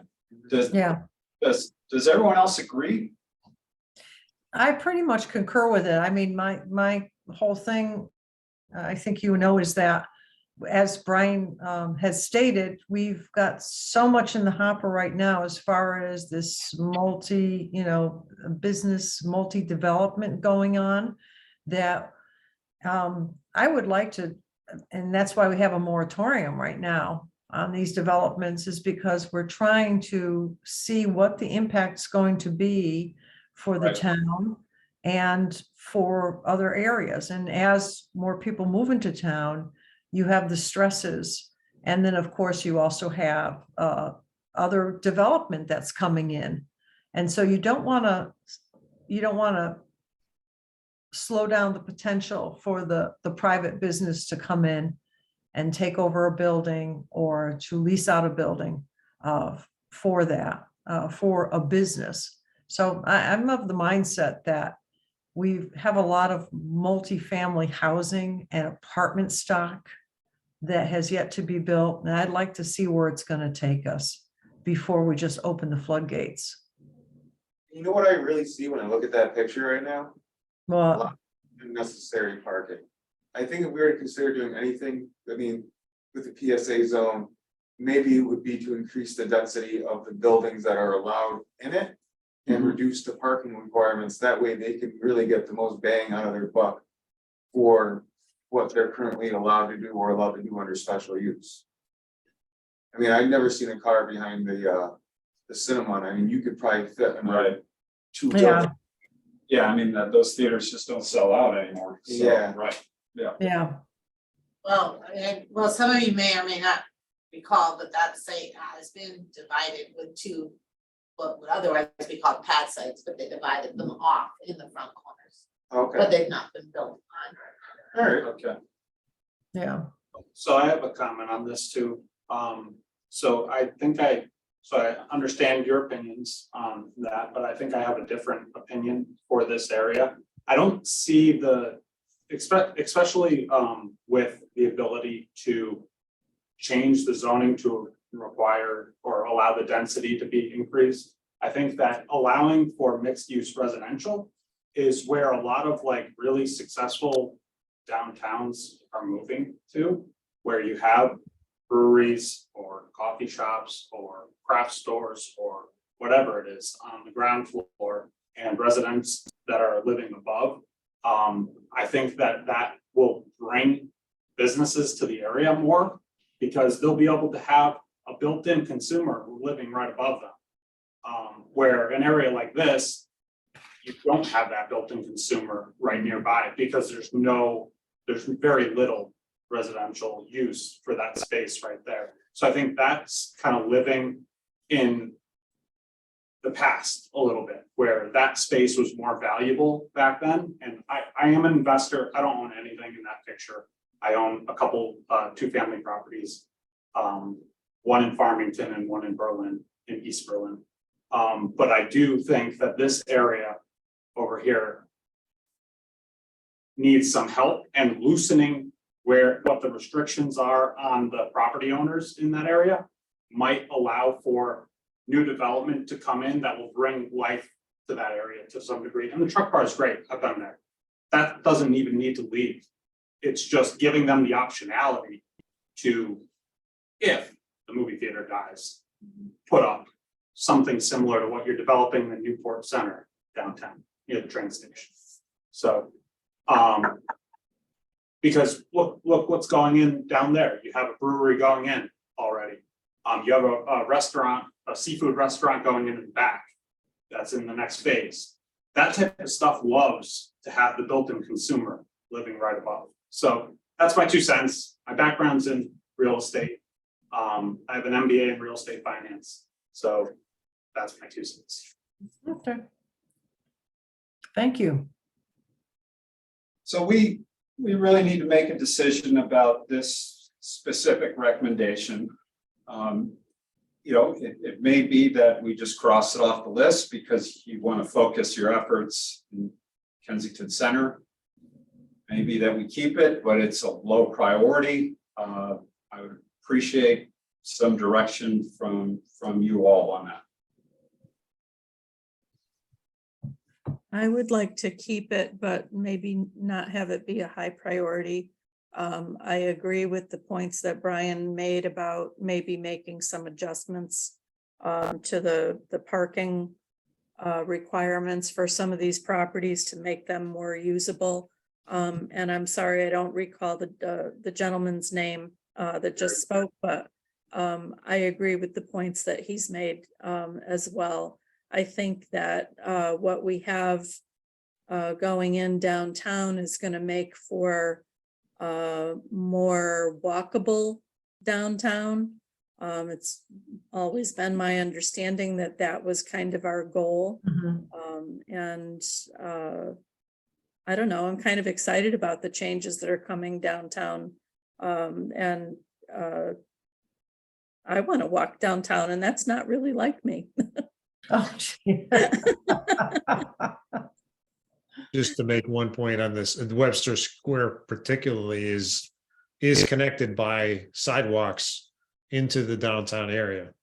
And is fairly, close to the schools too, and Worthington Bridge, et cetera. So it's got a pretty good location. It's not disjointed from the center. All right, fair, I guess, and, yeah, I would be okay with it if we kept it low on the priority list. So maybe we could just couch the language, let's leave the door cracked open a little bit and just word it, consider. Consider or, explore potential of rezoning of PSA districts to allow for mixed-use residential development in the future. Right, the idea is we're just planting the seed, we're not compelling the town to do anything, we're saying, hey, this could be a good idea. Let's just plant the seed, and if the timing is right, if things play out well in Kensington Center with the development, it's really a plus to the town. Maybe that's a successful model that can be replicated at these other little nodes of activity, and that you develop these tiny little village centers built around retail. I think that would work. Okay. All right, as I said, I mean, there's valid points, and it's just, we don't want to make a misstep. But I think Well, and allowing it to be revisited and not making it this big blaring priority, I think is probably a good way to go. Yeah, I think that's right. I don't see these areas as being the priority because the recent reinvestment, but at the same time, I see a lot of potential here, and I know that movie theater is only going to last so long before that site, and that's a decent sized site, is going to be opened up for some sort of redevelopment. And the question is, what could that be? What does the market want to build there that your zoning might not allow for? Yeah. And can we get ahead of that a little bit by anticipating it in the plan? Mhm. Exactly. All right. Okay, well, let's keep going. Can I take one more point? Oh, we move on? please do, Jim. Yeah. Just one other data point is, with inflation where it is and prices on rentals where it's trending. If you look at just Newport Center, for a 1-bedroom, it's $1,850. Mhm. For a 2-bedroom, 2-bath, it's $2,700 a month. So your young people coming into town are gonna need a place to live, and living above a retail with extra rents in town might be another way to bring young people in that aren't ready to buy a home yet. Especially with interest rates at 7% on a 30-year mortgage. Many of us are in homes currently. If we went for the mortgage today, we would be priced out of being able to afford it just because of the interest rate. Right. At the current prices. So something that towns are gonna need to consider is that if that's the new norm, where we're in a high interest rate environment moving forward, that's gonna put pressures that we haven't seen over the last decade into play, so. Again, Well, I hope you're wrong, and I hope that's not the new norm. Because if that's the case, a lot of us will probably be pitching tents. the federal government printed 40% of the money supply during COVID, so Mhm. that's where the inflation's coming from. Yeah, I don't disagree with you, and I think it's gonna accelerate beyond that. But I think my perspective is not so much focused on what the economics are doing today or tomorrow, but what's gonna hold true in the future. Because I look at some of these cities that are around us, And these big, beautiful buildings that they used to have are now abandoned and in disarray. Or they've become just dens of just garbage. And see, I don't want that to happen in Berlin. I want whatever we do to be so specific and perhaps a controlled growth, a nice steady growth, so that no matter what the economics bring, the town will always be on a steady track. It will always be a little gem. And maybe that's really naive of me. But that's what I'm hoping for the future, is that we can just weather all the storms. And I hope that makes sense. And that's why I agree with you, and that's why I go back to my previous concern of we've done a lot in Berlin in the last 5 years with improving a lot of these developments. And we just haven't seen impact on Berlin yet, which is up, open-minded, low priority, careful wording. Yeah. But it would be nice to see what we've approved so far. Well, let's talk about exactly that in Kensington Village, where you have, developments that are taking shape. And so this brings us to another recommendation that we've talked about before. Yeah, let's slide that over. And that is, Maureen's just adjusting our screen so we can see more. Okay. That is expanding the Village Core Area 1, which is actually a very small share of the Kensington Village District. It's the hatched golden orange color, where Steel Center is being developed right now, actually. And expanding it across the road, across Farmington Ave, to include properties on the south side. Let me go to the next view. So here we're looking from the north, we're right above the train station, looking to the south.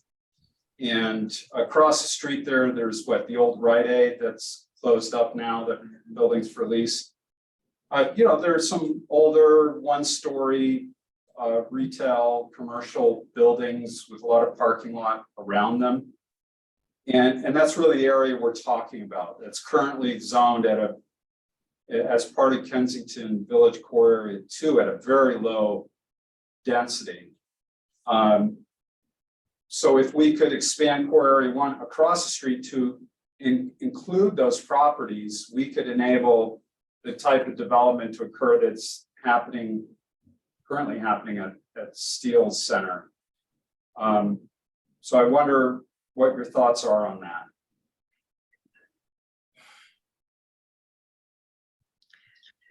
And Maureen, can you just do me a favor and just move the mouse around to show me where the areas are that you're thinking about expanding?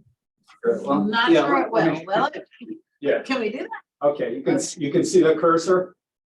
Yes. Yes. All right, so here, Steel Center, and here's Core Area 1 is all of this, and that's basically representative of their development site.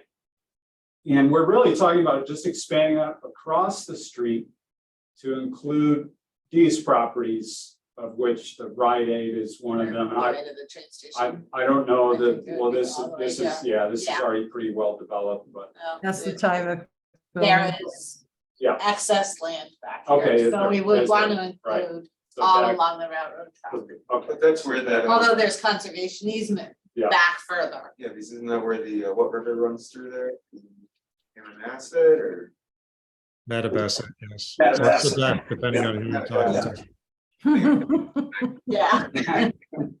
Good point, Jim. So that's the question. It is, and let me go back to the map.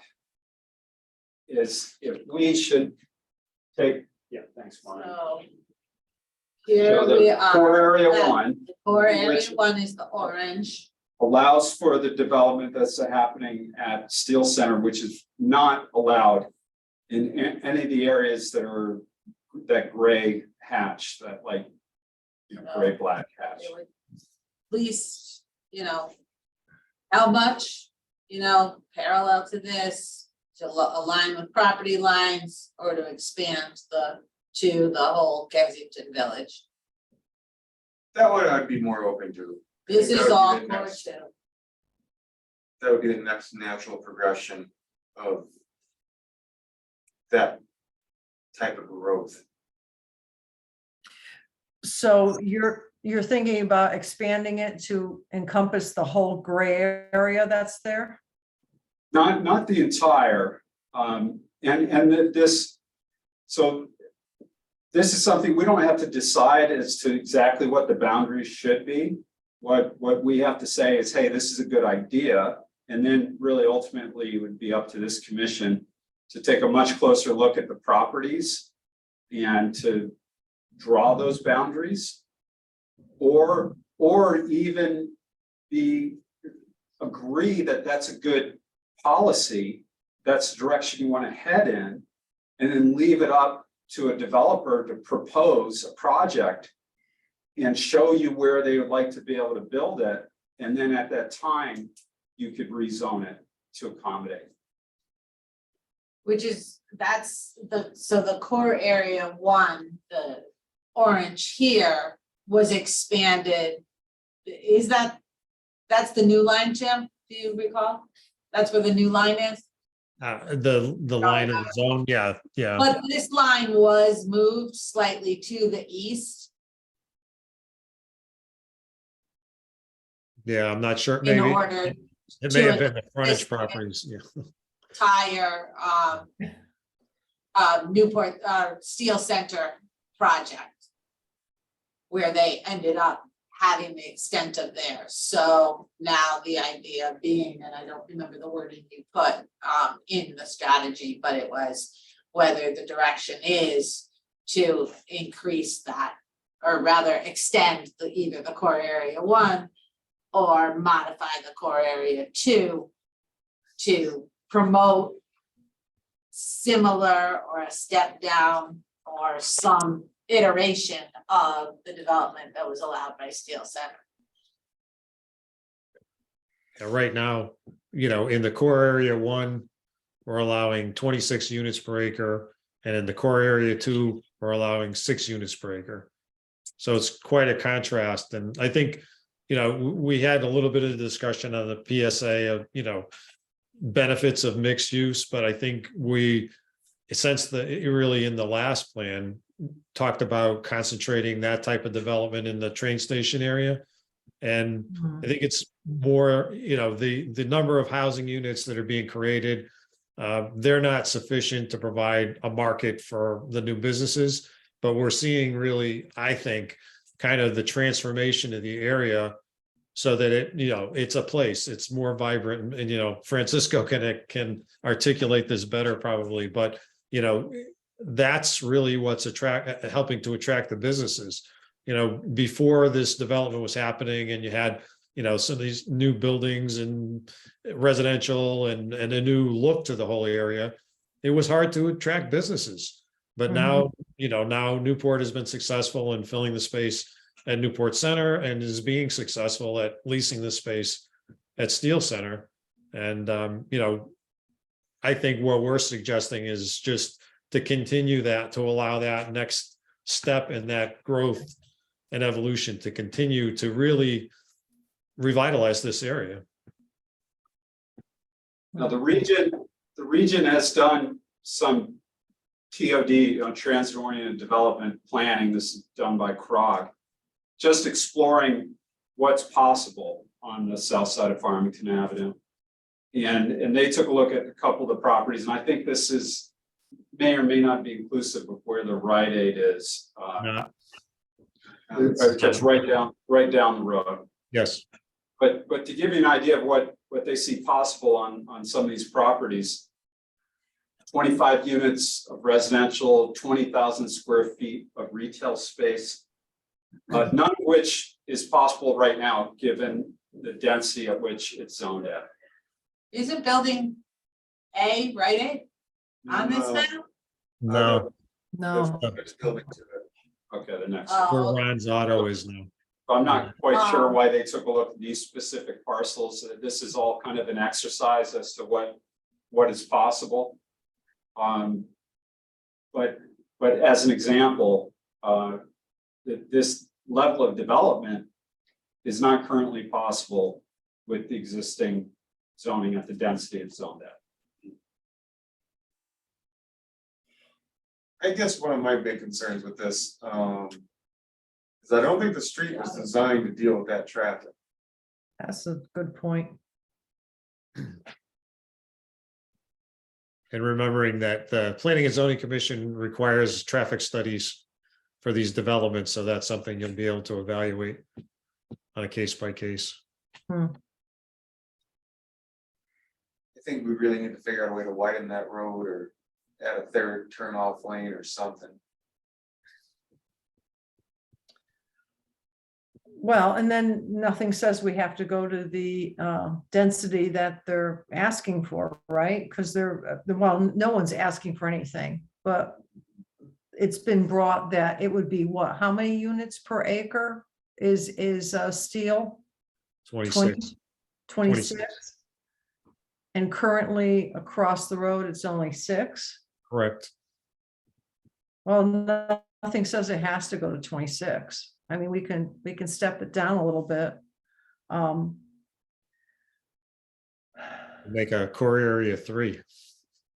Perhaps.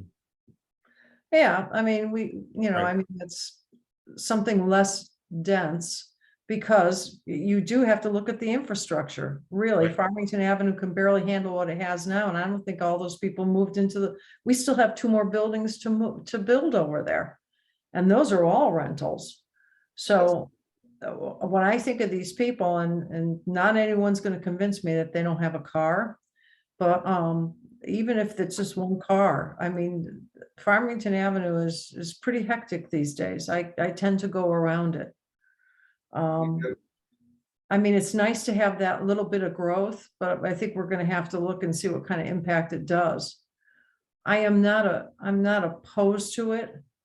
But I think there's just too many variables out there right now for me. I don't know that I could decide it tonight, to tell you the truth, Francisco. Yeah, and I think a good study would have to be done. Like I said, like to see the impact, because one of the Berlin's main firehouses is right there that turns out in Farmington Ave. You start loading it up with traffic, you have an emergency and the fire truck can't get to where it needs to get to. Our police station being here at 240, that's a main intersection for them to go down. Yeah, There's a lot of factors to consider as and far as, there's the Ave. I mean, there's always the Ave. I like the idea, like I said, I think this is a natural progression Yeah. of this idea of development that we're trying to see here in Berlin. So maybe a core area 3 is the way to go. Yeah. All right. Does Okay. that help you out, Francisco? Probably not, Let's right? circle back to this one. So, you have, it's so absolutely not, this is a non-starter, and you're also not saying, yeah, absolutely, make everything core area 1. It's Yeah. somewhere in between. We could figure it out. I think we have enough guidance, we can move forward. Okay. the problem is this meeting is too close to a holiday. This is messing everyone up. I'm sitting here going, oh God. All right. So let's talk about this meeting, because we're now at 10 minutes till 9. We've been Oh, at gosh. more than 2 hours. I have a 9:24 train to catch, Oh, God, go. which is I could see exactly on this map where I need to get myself down to. We have fortunately gotten through, I think, the hardest parts of this discussion in discussing environmental and housing. And that gives me plenty of work to do with back and forth with Jim and Maureen over the next few weeks, particularly headed into the holidays. Mhm. So I think we can pick up this discussion where we left off in December.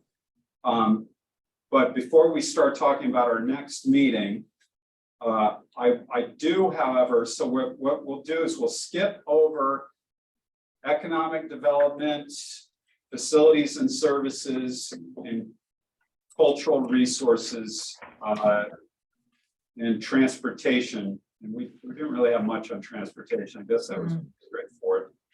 So we'll skip over those items and we'll walk through a very similar approach next month in December. We'll go through those in detail. I do, however, want to introduce you to the future land use plan so that we can get to work on that. So let me skip ahead of that part of the presentation.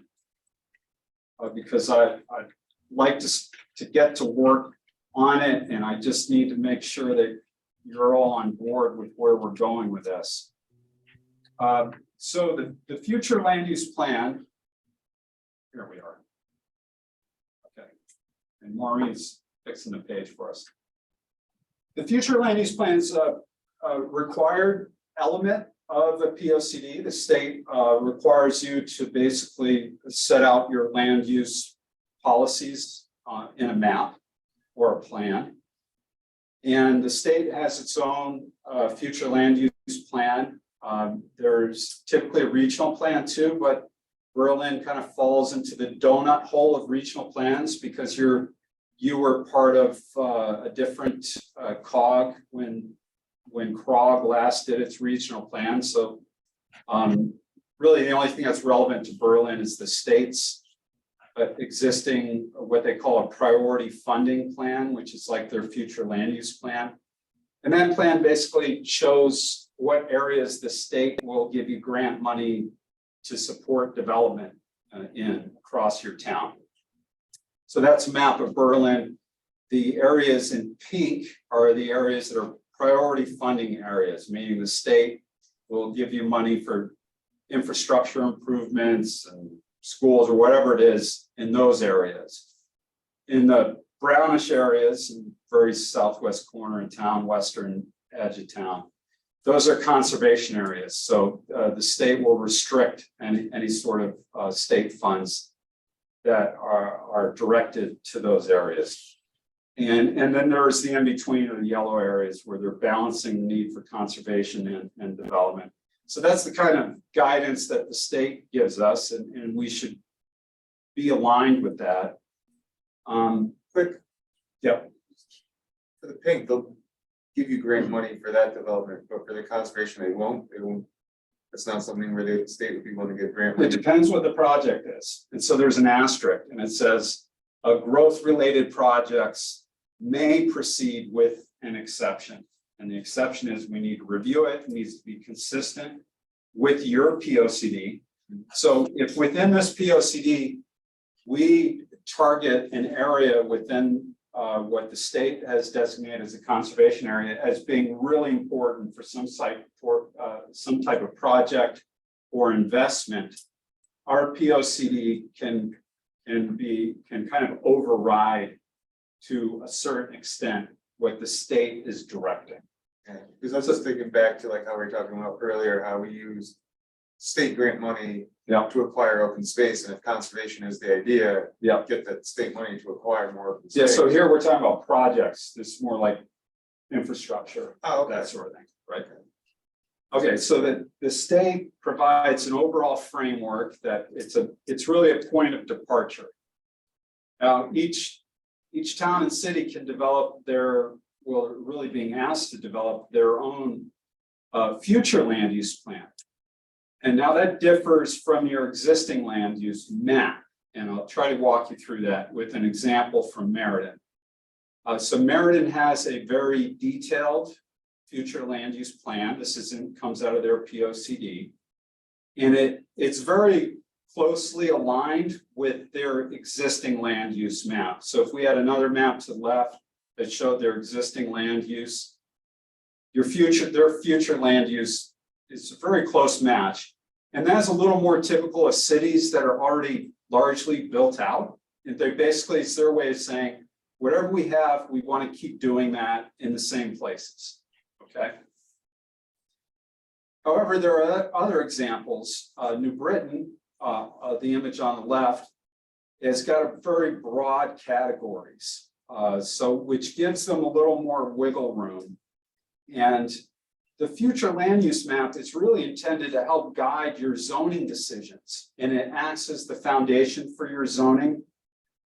So when as you're considering zoning amendments, whether it be redrawing district lines, creating new districts, changing uses allowed in districts, the first step in that process is to take a look at your future land use plan and say, is it consistent with our future land use plan? Is it supported by it? Is it specifically, does our future land use plan specifically direct us to do this sort of thing? And that's the purpose of that future land use plan. And if you make revisions to your zoning that are contrary to that future land use plan, it can make your zoning more subject to being challenged. So that's the role the future land use plan serves. So New Britain's plan is they kept it very, very simple, and that will afford them a lot more flexibility to revise their zoning, provided it's consistent with some broad categories. And they use names like live, adapt. Their plan was very thematic based, and they had descriptions of those areas as being, residential, but we're going to adapt these areas to allow for some retail and mixed use and that sort of thing. On the right is Southington's future land use plan. And all that area in the white basically is residential. And so they're saying these areas are going to remain residential. The areas in the green are rural areas and rural residential. The blue areas are village centers. The orange area are commercial areas. Yeah, you did. That's so there's a lot of ways we can approach this. And then finally, West Hartford, and this is the plan that we did for West Hartford and the map that we did for them. West Hartford decided that their zoning they felt was exactly where it needed to be, in meaning they weren't interested in making any substantial revisions to their zoning. It's a community that's largely built out, so that's something you might expect. And so therefore they adopted their zoning map as their future land use map, saying whatever is prescribed by our zoning and allowed by our zoning is what we want our future land use to be. And this is a way of just solidifying the zoning you already have in place and ensuring that there aren't any major revisions made to that zoning. So that's a very different approach. All of these options are open to our disposal. And I just wanted to get, we're not going to answer the question as to exactly how we should proceed tonight. I just wanted to get your first reaction to how prescriptive do you think we should be with the map and plan that we develop for Berlin? Is it real broad brush, a little like Southington's is or Newington's, or is it very prescriptive like Meriden is, or do we point to our zoning and say, let's just follow our zoning for our future land use? I don't want to go too broad brush. That's not hard. I mean, with how complicated it can get, I'd just say keep it to zoning as it sits right now.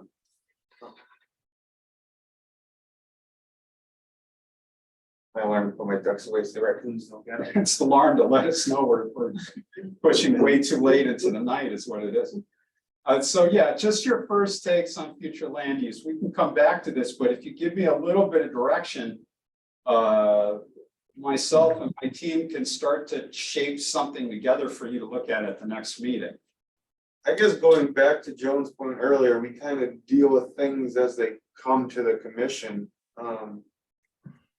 And that's involved text amendments and zone changes and everything. So it's really hard for me to consider the next 10 years and how the needs of developers or builders or business or industrial are going to evolve and put it onto a map. I would pretty much just say keep it with the zoning as it sits now.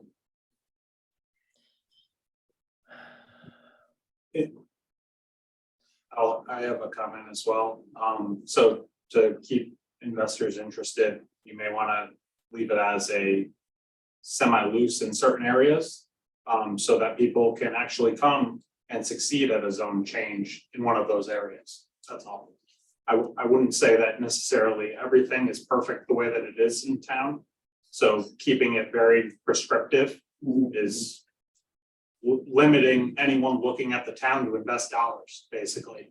So based on what's currently happening, you can't have a creative idea and come to Berlin is basically that message, right? Because the land is already being used in the exact right way. That's how I understand it. Am I incorrect in understanding that, Francisco? Or is that kind of what the very? Yeah, so if we were to adopt the zoning map as the future land use plan, that basically kind of freezes everything in place. And what it says is that we're not really that receptive to change. But if we take a different strategy and we just identify some kind of broad areas, like we know that there are certain areas of town we want to remain rural residential, or you might call it farm residential, whatever it may be. We can identify those areas. And then going back to our earlier discussion about the PSA districts, if we know those are potential nodes for mixed use development, we can, and we don't have to identify the parcel boundaries. We just put a circle around those areas and say potential future mixed use retail development area. And which is basically what Southington is doing here with those blue circles. You know, they're not saying that that's the exact boundaries of what is going to be a village center. They're saying these areas are where we want to be open to allowing for village center type development. And then the zoning changes that would be necessary to make that possible. Gotcha. Thank you.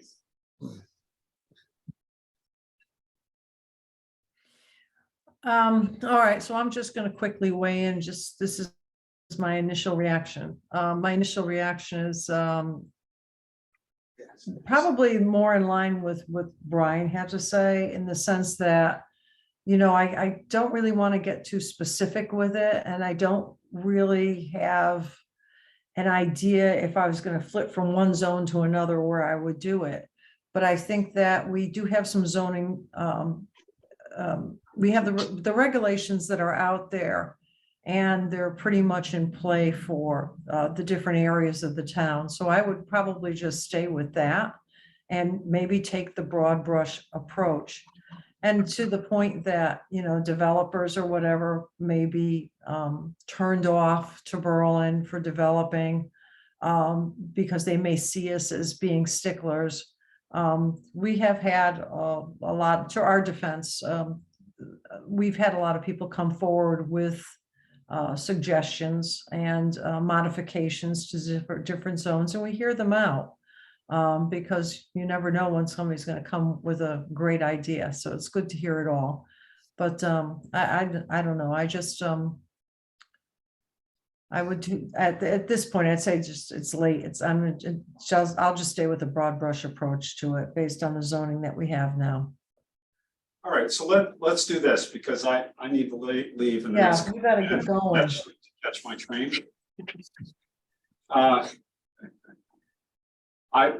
We're gonna come back to you with something at the next meeting for you to react to, right? We're not gonna put too many hours into it. We'll just shape it up and let's see what it looks like, because it's a lot easier to take a look at an example of Berlin rather than an example of New Britain or Southington. Okay. Yeah, it's kind of scary. Okay. All right, so our next steps, what we need to do, we've got a lot of work to do. I think given where we're at and the progress now, we've kind of just been sliding things over a little bit, but we're still like way ahead of when we need to have this plan done by. So we're okay, but we need to keep moving. All right. So right now we aim for getting this plan to public hearing in March, which still means we have a lot of work to do between now and January, February to make that possible. So we need to meet again in December to finish this meeting, to review a future land use map example. So that means December what, right? Because we're planning around the holidays now, 25th. And so rather than try to figure it out at this moment, Maureen, can you tomorrow, like, take a look at your schedule, what's available, what doesn't conflict, and just send out a list of possibilities for us? Sure, Okay. All right, not a big ask. not the 24th or 25th. No, maybe someone. Well, 24th is a 15th. Saturday Yeah. anyway, 25th is a Sunday, so those are all. Let me just throw to the group, though, the week that ends with Christmas and Christmas Eve, starts on the 19th. Is anyone interested? Or do you believe you have availability for, say, Monday or Tuesday of that week, or should I just be looking before that? Do we have one? or That's the two- week I'm worried about. Week of December 19th. Two meetings in the entirety? So you have a meeting on the 1st and a meeting on the 15th, so that's the first and third week. So it's that, Maybe the second week then? all right, I just throwing out, whether I even want to throw out a date on that last week, because that's a lot of time, a crunch week, but I mean, you So- guys might be fine, just like this week you were fine at the beginning of the holiday week. Just So- throwing it out there, no strong opinions, so I'll just come up with four I dates. could, the closest I can get to Christmas is the 19th. I am out of town the 6th through the 13th. Okay. Just to say that the 19th is Hanukkah, if anybody. Oh, okay. If you- Does that So- apply to anyone or? 14th, 15th, maybe? The 15th, we have planning and zoning. 14th? What about Jesus, the 14th, I have an obligation at 6 PM. Joan, how about the 5th of December on Monday? Uh, Yeah, let's do it early. I could do, I can do the 5th. I can be pushed to do the 5th. Okay, I'll try that, I'll try the 8th, then I'll try, because I'll send it out to more, the rest of the group as well. Yeah, I'll be in the town hall tomorrow, Maureen. But well, I'll try to avoid that last week. I mean, after Thank you. Christmas and New Year. No, the 19th. All right. I'll Okay. stop, All right. hard stop on the And I- 19th. Francisco's got to go. Yeah, I gotta try to catch up. But I think we need a adjourn, thank you. You need a- All right, thank you. Good night. Thank you. Have a good night. Bill, Diane second it. Yeah. Okay, thank you. And it's Everybody, happy holiday. Thank you. Good night, everyone. happy Thanksgiving, everyone. Good night. Happy Thanksgiving. Happy Thanksgiving. Everyone. Warren, do you want this back, my copy? It Sorry, I read fast. doesn't really matter. I mean, Yeah. they're scanned to him, so it's fine if you want to keep looking at it and playing with it. Great. Write in a different color so we know it's new comments. If you don't, want. That would be my suggestion. All right. Okay, Maureen. Yeah. Thanks. Yeah. Good night. No, Thanks. thank you, Brian, for taking them so long. Cause I was like, okay, I'm gonna. Thank you for the pen. Oh, no problem at all. I hope you,